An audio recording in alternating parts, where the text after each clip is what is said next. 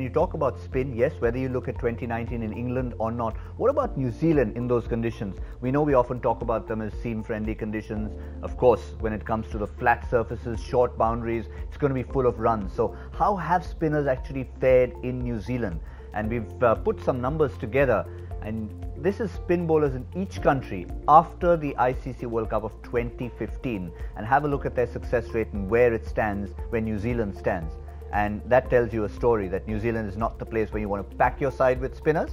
There's only one thing, I mean, the numbers are very stark. There's only one thing that runs counter to that. Look who's below New Zealand. Below New Zealand is Australia. Kuldeep took wickets, Chahal just took 6. The only difference is in Australia, Zach, you would have enjoyed this, that mid-wicket boundary was so far away. You could bounce it. You knew they're not going to pull you over mid-wicket for 6. In New Zealand, the boundaries are shorter. That could be one reason. You know what's exciting part? As Harsha is still continuing with his sledging from Australia. He's just finding Australians' numbers and where they are at the bottom of the table. I think, yes, New Zealand grounds are tough to bowl under.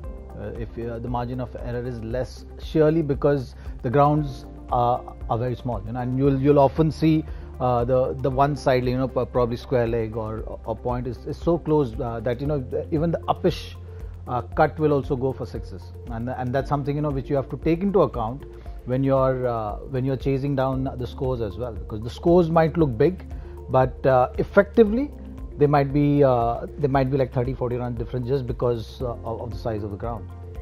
And they've always been good starters, Kuldeep and Chahal. They've done well traditionally in the first game of a series, but this is where it'll be a good test for them to know that New Zealand are batting first. McLean Park has got short boundaries, particularly square of the wicket, so they'll have to keep an eye on things. I'd like to see how they play wrist spin. In recent times, they've had Ish Sodhi available to them, so they're probably getting a little better at playing wrist spin. But traditionally, New Zealand, West Indies, South Africa have not been great wrist spin playing countries. So it'll be interesting to see how they play these two.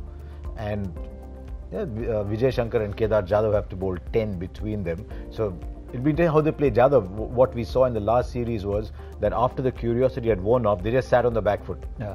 They just sat on the back foot waiting for Jadhav and started hitting over mid-wicket. And this news travels very quickly.